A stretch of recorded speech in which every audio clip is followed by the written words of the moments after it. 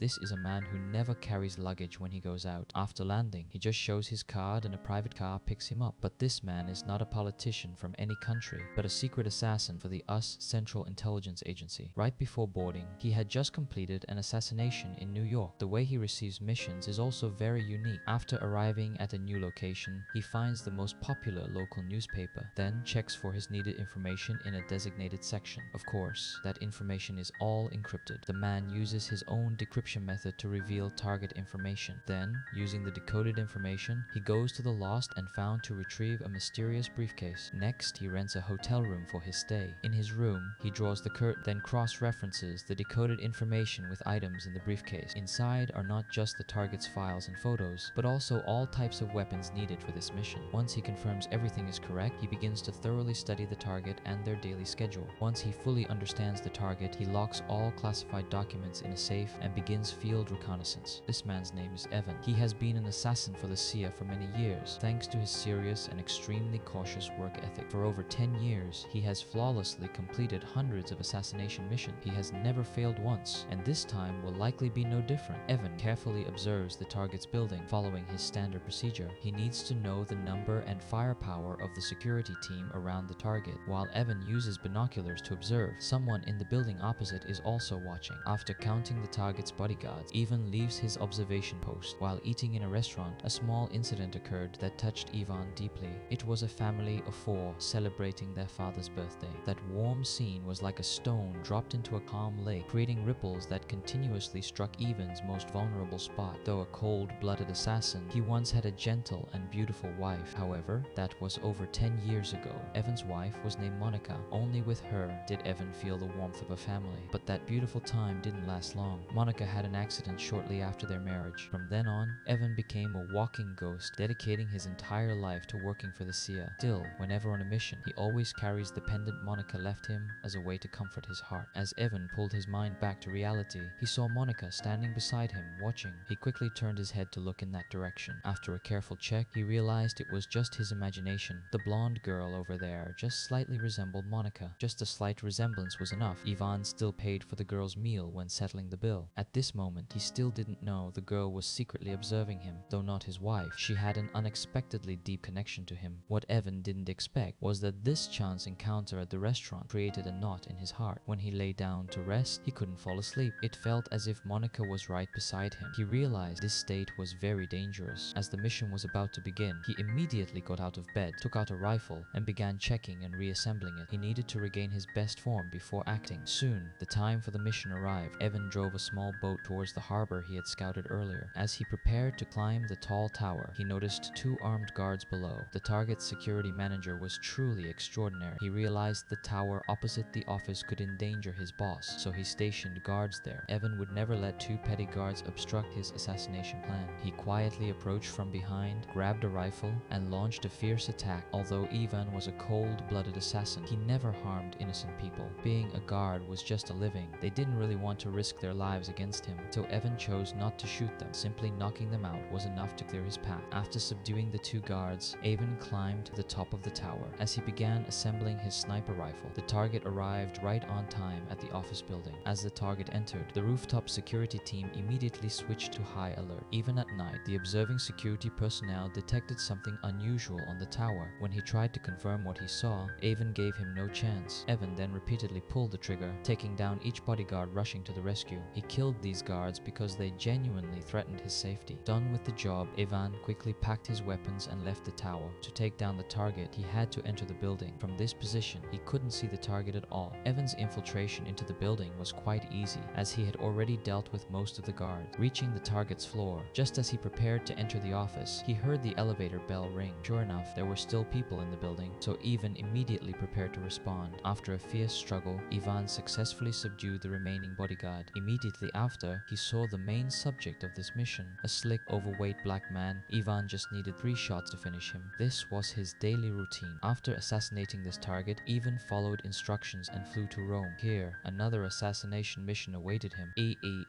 As usual, he found the latest local newspaper and extracted his specific information. After decoding, he went to a hotel's lost and found to retrieve the briefcase. Next, he rented a room and stayed at that hotel. Once he confirmed enough information about the target, he did exactly exactly as always, locking the target's file and a pistol in the safe. Afterward, he went down to the ground floor restaurant for dinner, as was his habit. But this time, the meal was different. Monica's image unconsciously appeared in his mind. He knew this was an unusual sign, so he decided to swim a lap in the pool to try and stay calm, because the next mission still awaited him. When he returned to his room, he suddenly sensed a dangerous aura in the air. This startled Avon, causing him to panic. He immediately opened the safe to check. The sight inside the safe made Avon break out in a cold sweat. The target's file was still there, but the pistol placed on top was gone. Evan quickly deduced that the gun thief might still be in the room. As he was about to enter the bedroom to search, a slightly plump girl unexpectedly stepped out. In her hand was his missing gun. An ordinary girl broke into an assassin's room, was discovered, yet still dared to point a gun at him. She truly had a death wish. But when Evan realized the intruder was the slightly plump girl, his tense mood immediately calmed, because he had met this girl before, even paying for her meal at the restaurant. However, her next words left Evan stunned. She not only knew his real name, but also his true identity. What shocked Evan even more was the girl saying Angelo had died over 10 years ago. The person currently giving him mission was someone entirely different. But this was still not the most shocking news. What Evan found hardest to believe was the girl saying Angelo was never a CIA agent, and Evan wasn't working for the CIA as he had always believed. This news was so shocking, it shattered Evan's entire worldview. He knocked the girl to the ground, then stuffed something in her mouth to gag her. He then found a hotel employee borrowing a computer with internet access to search. The search results confirmed what the girl said. Angelo had indeed died over 10 years ago. There were even photos of his tombstone online. At this point, Ivan became confused and couldn't stay calm. He and Angelo were close comrades during their military service. Angelo was also the one who introduced him to the CIA. More importantly, Angelo had also set him and Monica up. He was the one who helped him achieve both his career and marriage today. He couldn't believe Angelo had deceived him. Carrying those doubts, Ivan quickly returned to his room. He began questioning the girl for more information. What she revealed next was even more shocking. She said her name was Casey, and she was a British intelligence analyst. She even knew Monica, Evan's deceased wife, personally. After discovering Evan wasn't actually working for the CIA, she started investigating Angelo, who had been assigning him missions all this time. Even though Angelo was dead, Miss Six's vast network helped Casey discover that Angelo had worked for a mysterious organization when he was alive. To track down this enigmatic organization, she began to follow Ivan. As the information about Angelo was verified, Ivan also dropped his suspicions about Casey. Now he faced two choices. He could continue his assassination mission, or he could cooperate with Casey to track down the organization that had hired him to kill. After a night of careful consideration, Ivan chose the second option. He wanted to know who was behind manipulating him, deceiving him for over a decade. Following Casey's plan, they would make their way to Motor. She claimed that a branch of the mysterious organization was located there. Although intelligence indicated this branch had been abandoned, they were certain to find clues there. As they left the hotel, getting ready to find transportation, Ivan unexpectedly threw away Casey's luggage. He said he wanted to operate lightly and with flexibility. Actually, he was concerned her luggage might contain electronic devices that could reveal their tracks. Ivan then didn't listen to Casey's advice to take a plane, choosing instead to travel by boat to Motor. Even though Ivan was extremely cautious, his departure from Rome to Motor was quickly noticed by the mysterious organization's female manager. This was because a tracking chip had been implanted inside Ivan's body by the mysterious organization. Even though he carried absolutely nothing, his movements were still fully known to them. When Luna noticed unusual fluctuations in Ivan's tracking signal, she immediately reported her discovery to her boss. The boss quickly made a decision. He instructed Luna to immediately publish a message containing a phone number in a newspaper in Motor. The message was encoded and hidden carefully within the newspaper article. Not long afterward, Casey and Ivan docked at a port in Motor. As soon as they disembarked, Casey said she needed to use the restroom. While Ivan stood at the dock waiting for Casey, a landline phone behind him unexpectedly rang. Since there was no one else around, Ivan picked up the receiver. On the other end of the line was the boss of the mysterious organization. He warned Evan, demanding he immediately return to Rome and complete his unfinished assassination mission. If he refused, he would face a relentless and endless chase. But Ivan was not a man who was easily intimidated. Knowing the other party didn't even dare reveal their own name, he immediately retorted with harsh words. He declared he would soon find him and personally show him just how serious he was. When Casey returned, the two continued on their way. Ivan didn't inform her about the phone threat. The organization's boss was certainly not someone who was all talk. He quickly assembled a team of mercenaries equipped with tracking devices to go to Motor and capture Ivan. Afterward, Casey led Evan to an old, run-down building. When he saw the abandoned building, Ivan immediately felt a wave of dizziness. It turned out he had been been here before, back when he had just joined the USS Tourism Bureau. In truth, the Tourism Bureau was merely an external cover, and the person in charge of that place was Angelo. It was precisely here that Evan had been recruited by Angelo. As they both went inside to look for clues, the mercenary team also tracked their signal and arrived. Since the GPA system only displayed locations on a flat plane, they couldn't precisely determine the altitude. So, after the mercenaries arrived, they didn't immediately rush upstairs. Instead, they surrounded the entire building first.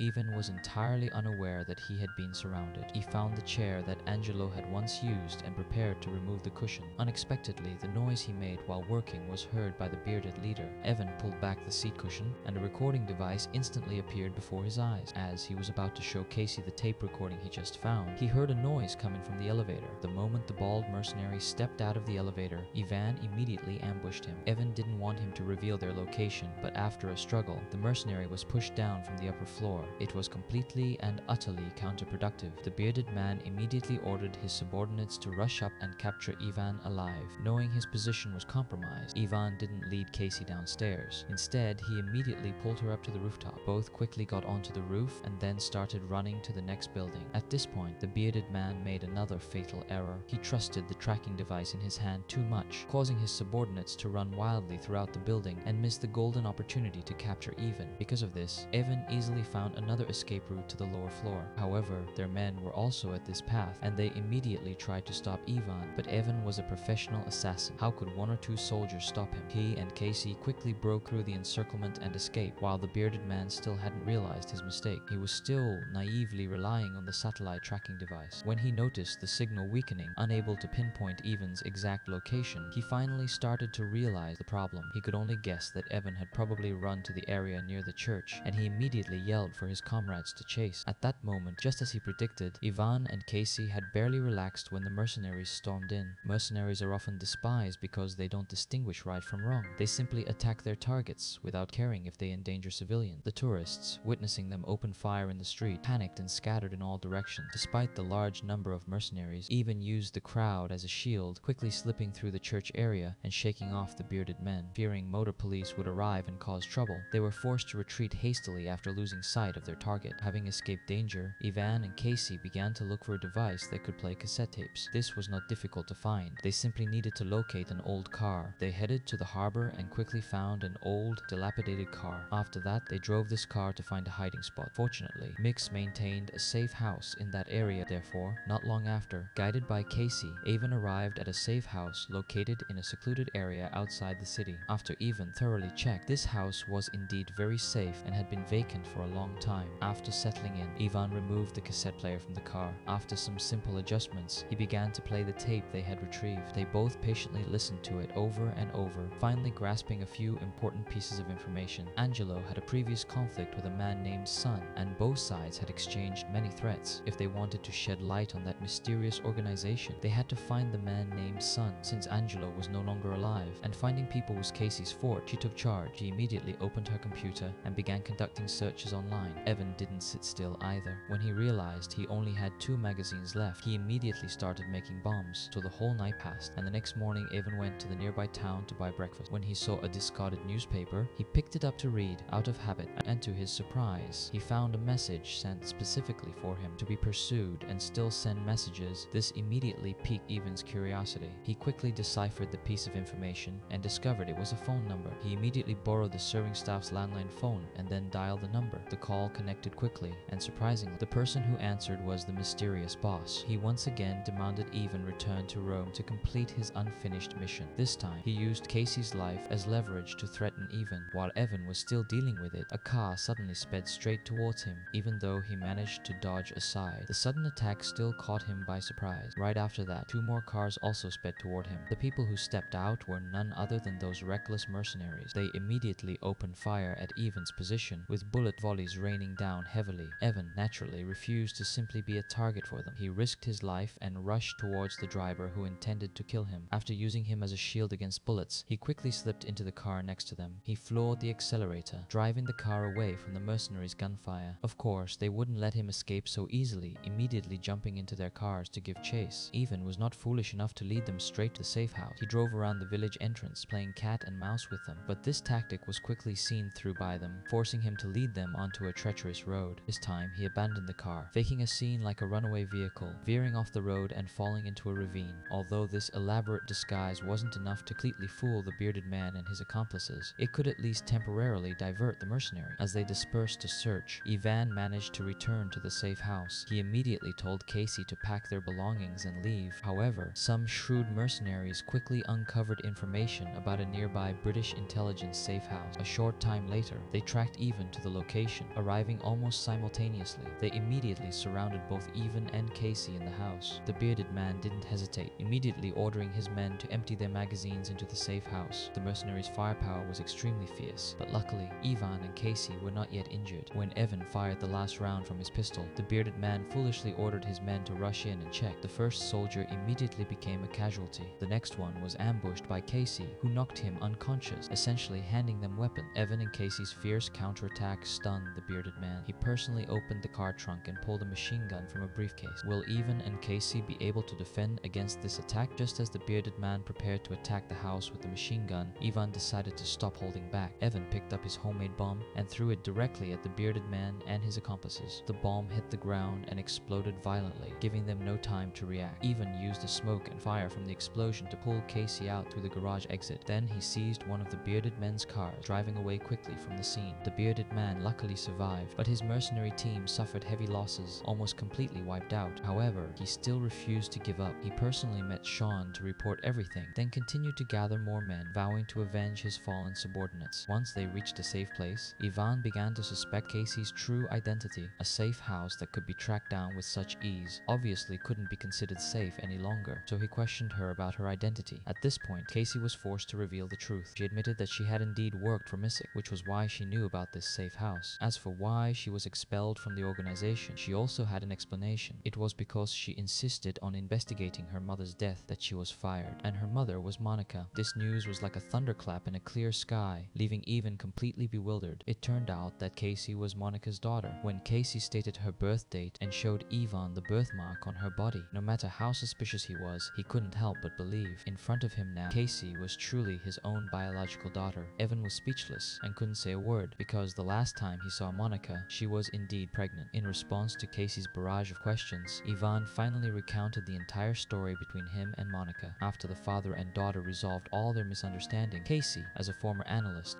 compiled a list of people Ivan had assassinated based on newspaper reports. After that, she suggested they both go to the library to research more to find commonalities among the victims. So Evan took Casey to the National Library of Motor. Thanks to her analytical and investigative skills, Casey quickly reached a preliminary conclusion. In the early years, Ivan's assassination targets were indeed all bad people, but for the last decade or so, the targets have all been businessmen completely unrelated to each other. When their investigation reached a dead end, Ivan recalled an unusual detail. It was the obituary published after Angelo's death. Logically, no matter which newspaper it was published in, the content should be the same, but one obituary was published in the form of a poem, and this poem, surprisingly, contained a real name, which was Griffin. From then on, the Griffin Corporation officially came under Ivan and his daughter's scrutiny. Coincidentally, the main headquarters of Griffin Corporation was located right in Motor. That's right, Griffin's headquarters was located on Motor's soil. This fact made it impossible not to suspect that Angelo's death was linked to the Griffin Corporation. At that very moment, Sean once again successfully located Ivan's current position. He immediately informed the bearded man, ordering him to lead men to the library to eliminate Ivan and erase all future threats. However, even after Ivan and his daughter left the location, the bearded man still had not appeared. It was unclear what his next move or scheme would be, since Griffin was a large corporation with its headquarters located right in Motor. The father and daughter decided to go directly to Griffin's headquarters to try their luck, hoping to find clues. As they were entering Griffin's headquarters building, the two unexpectedly encountered a blonde woman talking on her phone. When she saw Ivan, she immediately recognized him. Ivan, of course, also realized that she had recognized him. He immediately demanded that she lead them to her boss. The blonde woman was quite intelligent and didn't want trouble with a cold-blooded assassin. She had no choice but to personally lead Ivan and Casey to Sheen's office. When Sean saw Evan suddenly appear before him, he assumed Evan already knew the entire truth, hoping Ivan would spare his life. He revealed that Angelo was actually still alive. He then used Angelo's hideout as a bargaining chip with Ivan, hoping for his own life to be spared. To clarify who had ultimately deceived him, Ivan accepted the condition. Afterward, he and Casey boarded the boat to Angelo's hideout, which was a private island. The island was heavily guarded, with all personnel heavily armed and security extremely strict. When Ivan and his daughter disembarked on the island, Angelo's men immediately led them to the main building in the center of the island. The building on the island had an ancient look. Arriving at an indoor horse racing track, the two finally met Angelo training horses. When he saw Avon, Angelo did not appear surprised at all. The two former teammates, estranged for many years, were reunited, but their attitudes were completely opposite. Angelo was deeply moved and wanted to embrace Ivan. Ivan was equally emotional, but what he did was throw a powerful punch, knocking Angelo out on the spot. Faced with his old friend's furious reaction and accusation, Angelo didn't get angry, but led Avon and his daughter into an inner hall. When all three finally sat down, Angelo at last revealed the entire truth. He said he was the founder of the Griffin Corporation. When first established, this corporation was merely a private contractor, specializing in secret assassination missions for the CIA. The assassination missions Evan carried out in the early years were indeed for the CIA, but later, as the CIA gradually reduced outsourcing, Sean, the co-founder, began to harbor dark schemes. He no longer limited himself to CIA mission, but shifted to establishing hedge funds. He exploited the assassinations of multinational corporation tycoons to manipulate the stock market, thereby making huge profits in the financial market. Angelo naturally disagreed. Conflict arose between him and Sean, leading to a civil war within the corporation. Ultimately, Angelo failed and was banished to this island to live out his remaining days. Evan, however, only had single-line communication from beginning to end, completely unaware that the corporation had changed hands. He gradually became Sean's tool for making money, but eventually, the truth had to be exposed. When Casey grew up and began investigating her mother's death, she finally awakened Evan from his long-held delusion. If Evan hadn't resisted, Sean and Angelo could have maintained the balance as before, but now that Evan had awakened, Sean no longer had any reason to spare the lives of the father and daughter. At this point, the bearded man received orders from Sheen to lead a new mercenary team to land on the island, initiating a bloody revenge battle. Although Angelo also had his own armed forces on the island, these soldiers were only enough for intimidation. Standing before a professional mercenary army, well trained and fully armed, was akin to lambs confronting wolves. As soon as they appeared, the mercenaries' gunfire scattered them completely. Angelo knew his subordinates were no match. Upon hearing the gunfire, Angelo immediately led Ivan and his daughter to retreat further back. Retreating to the deepest area, they could only use the terrain to strengthen their defenses. Evan and his daughter, of course, couldn't stand idly by. They quickly grabbed guns and joined the battle. Don't underestimate Casey just because she's a girl. She also underwent formal military training, so she quickly took down a mercenary using her own skills, seizing his pistol and a few grenades. Evan, having extensive combat experience, realized his side was completely disadvantaged, so he decided to take a gamble. He destroyed the building's electrical system, plunging the entire interior into complete darkness. Angelo also hadn't expected his subordinates to be so weak. The bearded man, seeking revenge, immediately deployed 2 rear guard units for reinforcement. Now, they not only had numerical superiority, but also deployed heavy firepower into the battle. During this fierce battle, both Ivan and Angelo sustained serious injuries. Angelo, in particular, had most of his life force taken by an explosion, but Evan didn't let him fall. He threw Angelo a gun so he could fight to his last breath. At the same time, Sean also arrived at the scene. He wanted to see Ivan and Angelo destroyed with his own eyes, but what he saw was Angelo's corpse, and the figures of Evan and his daughter were completely gone. By then, Ivan and his daughter had reached the upper floor. While his daughter provided cover, Ivan quickly used the time to treat his wounds. The bearded man, full of hatred for Ivan, checked the bodies. Not finding him, he immediately ordered his men upstairs to hunt them down. Casey had passed through the kitchen earlier, and she knew there was a secret tunnel leading directly outside. When she told Evan to escape together, he told her to go ahead while he stayed to fight the enemy. No matter how much Casey tried to persuade him, he still forced her to leave first. After Casey got out, Ivan immediately turned back to fight. He was furious at how Sheen had treated him and Angelo, and decided to return and finish him off, but Sean had vanished without a trace, so he had to retreat to rejoin his daughter. The bearded man's mercenaries quickly pursued them outside, making the two father and daughter primary targets once more. Initially, Ivan intended to use his old trick, blending in with the tourists to escape, but he had severely overestimated his and his daughter's ability to act. Before they could blend into the crowd, the pursuers caught up. Both were quickly cornered into a small space at the base of the stairs. When the bearded man's soldiers followed the sound to their position, Ivan and his daughter were almost in a desperate situation. Just then, Casey pulled out a grenade, pulled the pin, and threw it straight up. The sudden explosion turned the tide. Evan dared not linger. He immediately told his daughter to run fast, but soon both fell into a new perilous situation, trapped by the bearded man's mercenaries from both front and rear. Finally, they were forced into a short, narrow corridor. The father and daughter refused to yield, launching a fierce counterattack. As both were reloading their magazines, a grenade round exploded right between them. They almost lost their lives right there. Evan struggled to his feet and continued to counterattack. Casey quickly joined her father. With all their attention fixed on what was ahead, the small captain suddenly moved in from behind Casey. Although she reacted quite quickly, she was no match for him. For Em, she quickly sent a warning signal to her father. Evan immediately spun around, and both almost fired at the same time. Both were hit by bullets and fell down. Now it was just a matter of who could endure more. Evan unleashed his signature move, successfully throwing the captain under the bridge. But immediately after, he was also shot by the bearded man, falling to the ground once more. Seeing him prepare to deliver the final shot, Casey decided to act again. She threw her final grenade directly towards the bearded man. The deafening explosion resonated, and his body immediately shattered into pieces. The story slowly reached its end, and Evan and his daughter finally escaped that life, or death battle. After leaving the motel, the father and daughter went to the cemetery together to visit Monica. But the story wasn't over. When Sean learned the bearded man had failed, he immediately went into hiding. Not long after, Evan bid farewell to his daughter,